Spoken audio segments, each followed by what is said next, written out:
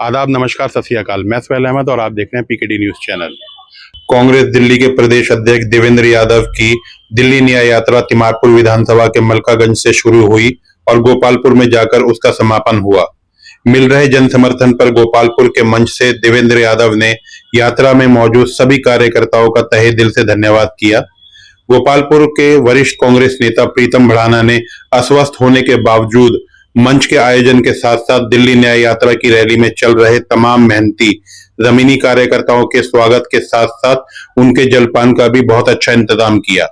दिल्ली न्याय यात्रा के इस मौके पर प्रीतम भड़ाना, प्रिया जयंत, वेश प्रकाश बेदी और जिला अध्यक्ष आदेश भारद्वाज ने क्या कहा, देखें पूरा वीडियो।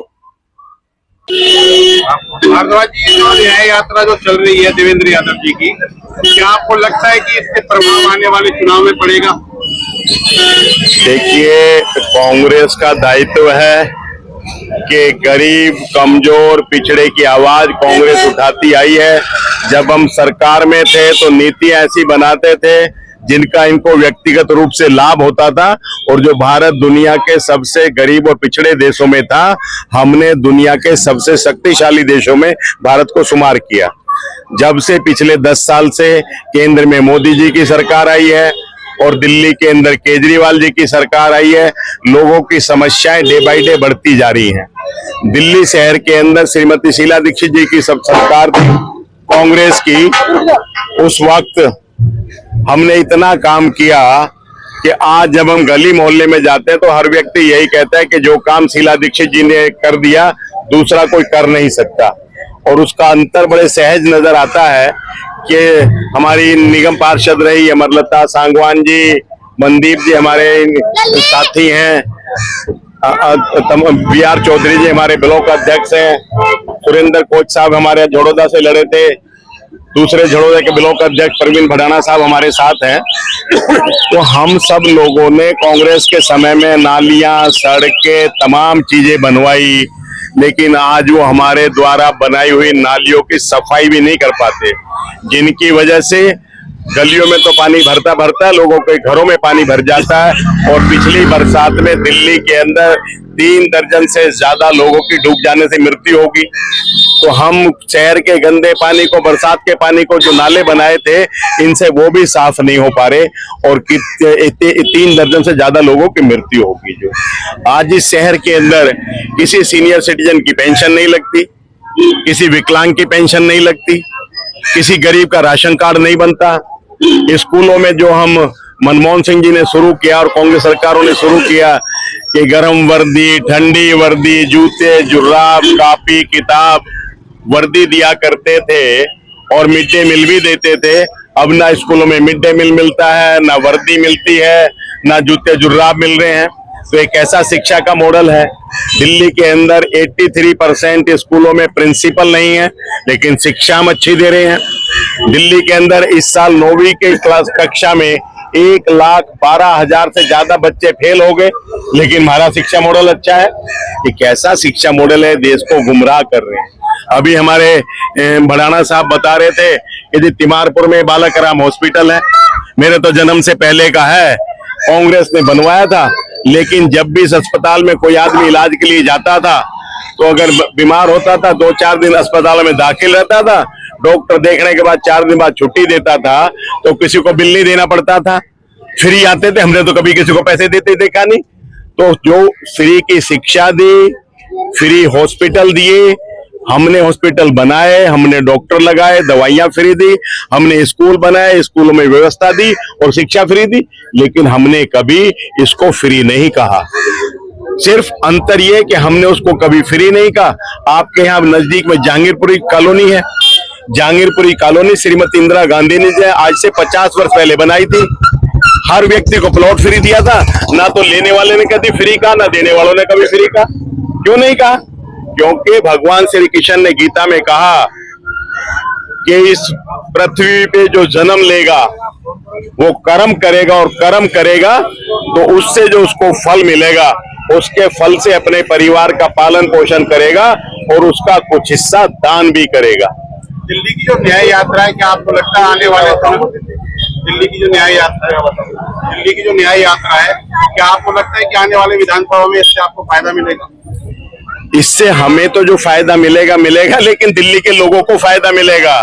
दिल्ली के जो 40 से ज्यादा व्यक्ति डूब के मर गए, उनको निजात मिलेगी, उनके परिवारों को राहत मिलेगी। आज उनको कंपनसेशन भी कोई देने को तैयार नहीं है। एक व्यक्ति कोर्ट में गया तो डीडीए को ऑर्डर किया, कोर्ट ने कि डीडीए को पैसा दे। डीडीए ने कहा हमारा नाला नहीं है, एमसीडी कहती है हमारा नाला नहीं है, फला डिपार्टमेंट कहता है हमारा नाला नहीं है। अरे भाई, किसका नाला है, कौन सरकार है? आज केजरीवाल जी कहते हैं कि हम जो है अब बिजली पानी के बिल ज्यादा आ रहे हैं, पानी फ्री बता रहे हैं, लेकिन पानी किसी को मिलता नहीं, मिलता है तो इतना गंदा पानी मिलता है जिसका कोई हिसाब नहीं। तो इन तमाम चीजों से निजात दिलाने के लिए देवेंद्र यादव जी ने ये यात्रा निकाली है कि हम इस गूंगी और बहरी सरकार को जगाएंगे और हम सरकार में आएंगे तो उन तमाम कामों को दोबारा से शुरू करेंगे जो शीला दीक्षित जी के समय में हो रहे थे। आगे आगे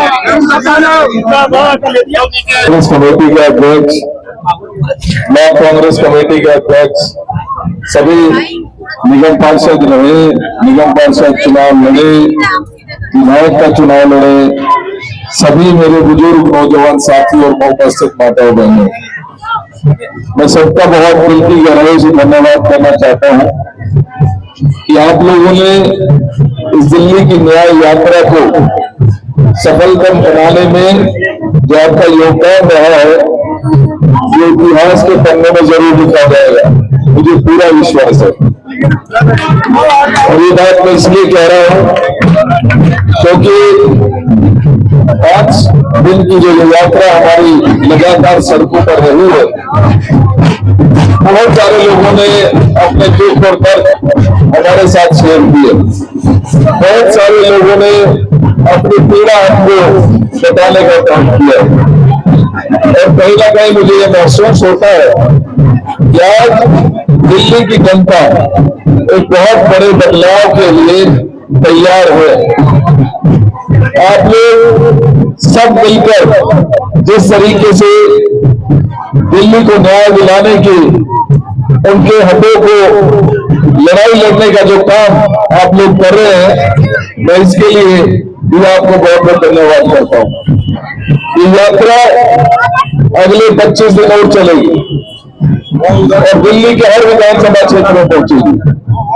दीमारपुर में जिस तरीके का स्वागत हमारे सभी साथियों ने किया, हमें दीदी जी ने बहुत अच्छे तरीके से सबके कोऑर्डिनेट किया, हमारे डिस्ट्रिक्ट अध्यक्ष साहब ने, हमारे डिस्ट्रिक्ट ऑब्जर्वर साहब ने बड़े तरीके से सभी साथियों को जहां इज्जत मान और सम्मान दिया, वहीं उनको उचित स्पेस भी दिया कि आप अपने साथियों सहित निश्चित ही इस यात्रा में जुड़ने का काम करिए। और मुझे खुशी है कि दीमारपुर कि हर एक कांग्रेस का कार्यकर्ता ये गौरवान्वित महसूस करता है कि वो दिल्ली न्याय यात्रा का हिस्सा बना। तो मैं आपको पुनः एक बार बहुत बहुत शुभकामनाएं देता हूँ। खाना तैयार है, मुझे मालूम है कि बहुत सुबह से हम लोग और आप लोग सब इकट्ठा चल रहे हैं, लिहाजा आपसे रिक्वेस्ट है कि शांति से खाना खाइए और इसके पश्चात तुरंत पश्चात जो हमारे दिल्ली न्याय यात्री है की बसेस बाहर लग जाएंगी, क्योंकि यहाँ से अब बुराड़ी कूच करना है और बुराड़ी दरोगा चौकी। तो जो भी साथी पैदल आना चाहता है, अपने व्हीकल से आना चाहता है, वो भी इस न्याय यात्रा के लिए आमंत्रित है। दरोगा चौकी पर हम एकत्रित होंगे और बुराड़ी की न्याय यात्रा शुरुआत करेंगे लगभग 3:30 बजे, 3 बजे का समय, 2:45 बजवा दिए और 3:15 बजे वहां बुला रहे हो, अन्याय मत करो यार। तो 3:30 बजे सभी एकत्रित होंगे, ठीक है? सब तैयार है? चलिए, बहुत बहुत धन्यवाद।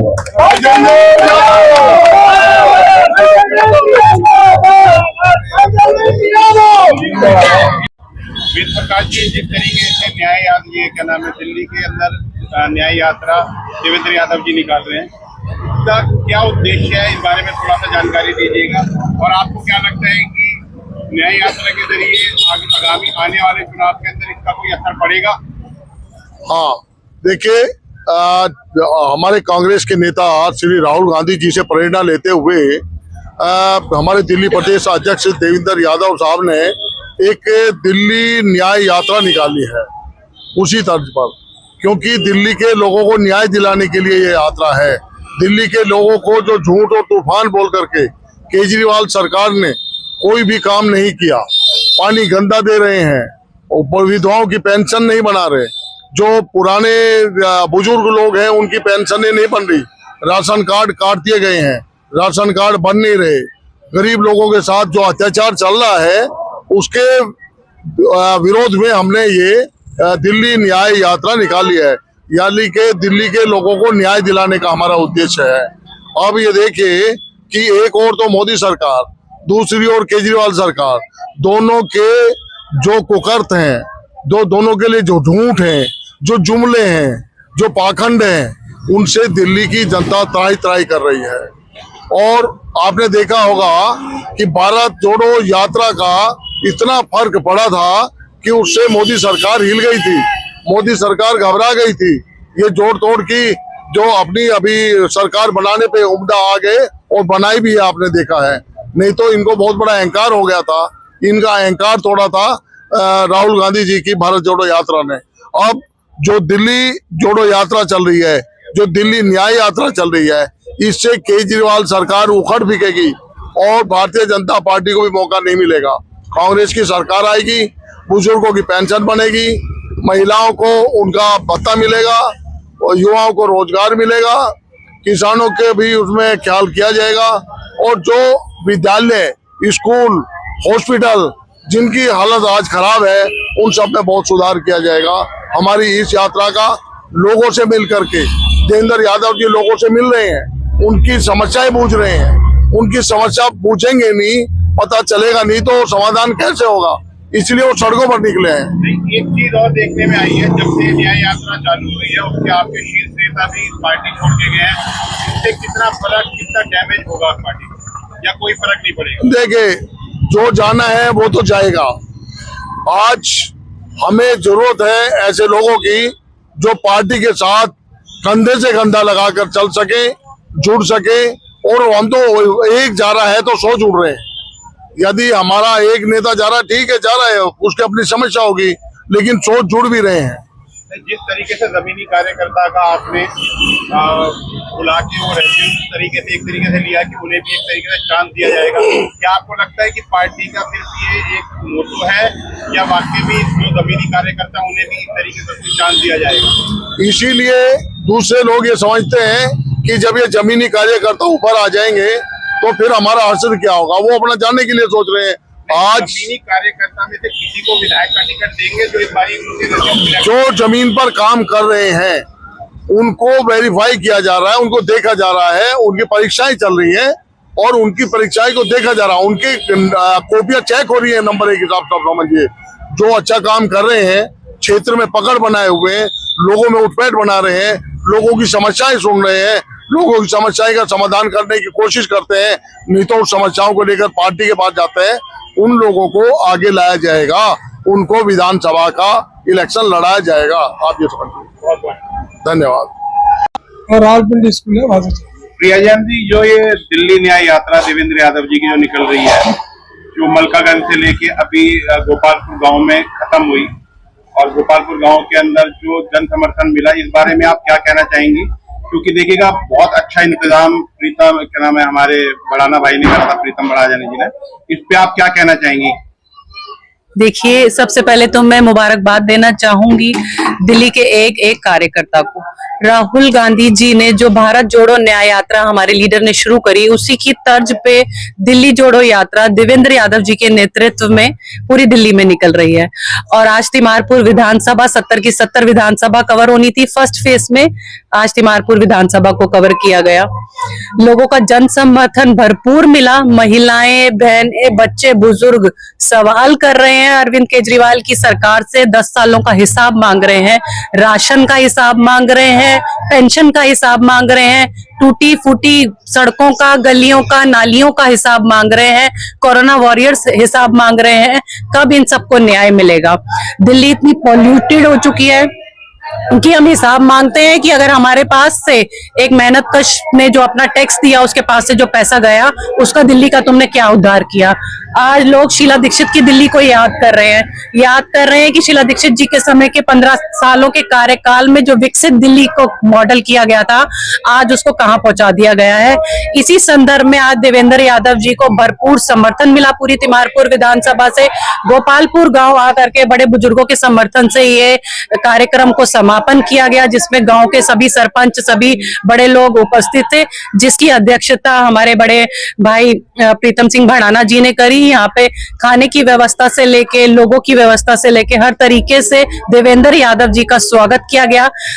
दिल्ली जोड़ो यात्रा के सभी जितने भी हमारे यात्री भाई थे, सभी का स्वागत हुआ भोजन पान के साथ में। ये कार्यक्रम बहुत ही खुशी से, सफलता से समापन हुआ। लगता है कि आगामी चुनाव के अंदर कांग्रेस अच्छा प्रदर्शन करेगी? जी बिल्कुल अच्छा प्रदर्शन करेगी, क्योंकि हमारे पास मुद्दे हैं, हमारे सवाल हैं। जो 10 साल में दिल्ली को बर्बाद किया गया, उस पे हमारे सवाल हैं। मेट्रो का नेक्स्ट फेज क्यों नहीं स्टार्ट किया गया? आज यातायात का क्या व्यवस्था है? मैं आप ही से रिपोर्टर साहब कहना चाहूंगी कि आप जब जाते होंगे कहीं रिपोर्टिंग करने के लिए, तो किस तरीके से आपको यातायात का, किस तरीके से आपको ट्रैफिक का सामना करना पड़ता होगा, ये आप बखूबी जानते हैं। दिल्ली के स्कूलों का, हमारे ये जो इन्होंने शिक्षा मॉडल किया, 100 बच्चा एक एक स्कूल के अंदर पढ़ रहा है, टीचर्स नहीं है, 100 बच्चों पे एक टीचर नहीं है, शिक्षकों के पद खाली हैं। और जो ये कहते हैं कि मोहल्ला क्लिनिक का कोई भी व्यवस्था किसी से छुपी नहीं है। आज दिल्ली से जब कोरोना में लोगों को इलाज की जरूरत थी, तो इसके ऊपर ताले लगे हुए थे, लेकिन एक बोतल केजरीवाल घर में फ्री दे रहा था। हमारी माताएं बहनें सवाल कर रही हैं कि दिल्ली का भाई कहने वाला भक्षक कैसे बन गया? रक्षक बन के जो आया था, उसने भक्षक बन के पूरी दिल्ली को लूटा। बहनें सवाल कर रही हैं, पूर्वांचली बहनें सवाल कर रही हैं इस बात से कि हमें जवाब दीजिए इस बात का कि आपने कहा था कि अगर मैं 2025 में यमुना जी की सफाई ना करा दूं तो मुझे वोट मत देना। छोटे छोटे छठ घाटों में उन्होंने सूर्यदेव को अर्घ दिया है, यमुना पे वो आज भी नहीं जा पाई। तो दिल्ली को वर्ल्ड पॉल्यूटेड सिटी बनाने में केजरीवाल की सरकार का पूरा हाथ है। सारे के सारे मंत्री इनके जेल में पड़े हैं, ये खुद जेल से आए हैं। तो मैं आपके सम्मानित चैनल के माध्यम से कहना चाहूंगी कि शायद जेल की हवा या जेल का पानी इनके दिमाग पे चढ़ गया है, जिसकी वजह से साइकोलॉजिकल इम्बैलेंस हो गया है। तो ये भूल जाएं बिल्कुल भी, जनता इंतजार कर रही है 2025 का और बटन दबाने का। अच्छा, दिल्ली के जो न्याय यात्रा है, इसके बारे में आप अपने क्षेत्रवासियों से क्या कहना चाहती हैं और देशवासियों से? मैं दिल्ली जोड़ो यात्रा जो देवेंद्र यादव जी ने शुरू करी, उनका जो ये पहल थी, इसका समर्थन करती हूँ पूरी तरीके से। और पूरी दिल्ली में आज जनता जाग चुकी है। वो लोग कनेक्ट हो रहे हैं जिनका राजनीति से कोई लेना देना नहीं है, जिन्हें ये नहीं पता कि क्या यात्रा है या क्या हो रहा है। बस उन्हें ये पता है कि कोई आया है, कोई लीडर आया है कांग्रेस से दुख दर्द सुनने के लिए, बात करने के लिए।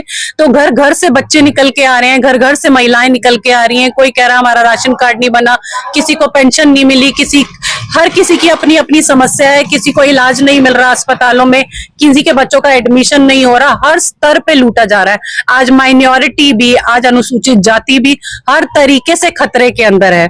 तो मैं आपके चैनल के माध्यम से यही कहना चाहूंगी कि भरपूर समर्थन है कांग्रेस को। लोग कांग्रेस का कार्यकाल, शीला दीक्षित की 15 साल वाली दिल्ली को याद कर रहे हैं और बहुत 10 सालों में भुगत चुके हैं। तो अब एक बदलाव का समय है, 2025 का आगाज होगा और कांग्रेस के लिए नया सवेरा होगा। आपको लगता है कि हाथ बदलेगा हालात? जी बिल्कुल, हाथ में ही हालात बदले थे और हाथ ही आगे हालात बदलेगा। कांग्रेस का एक एक कार्यकर्ता कल भी जनता के साथ में खड़ा था। मैं आपके चैनल के माध्यम से वादा करती हूँ तिमारपुर की जनता से कि पार्टी जिसको भी टिकट देगी, जो भी यहाँ पे कैंडिडेट बन के आएगा, हम सब कार्यकर्ता पूरी तहे दिल से मेहनत के साथ उसको जिताने का पूर्ण प्रयास करेंगे और जिता करके लाएंगे। उसके बाद जनता के रुके हुए एक एक काम पूरे होंगे पूरी तिमारपुर विधानसभा के। बहुत बहुत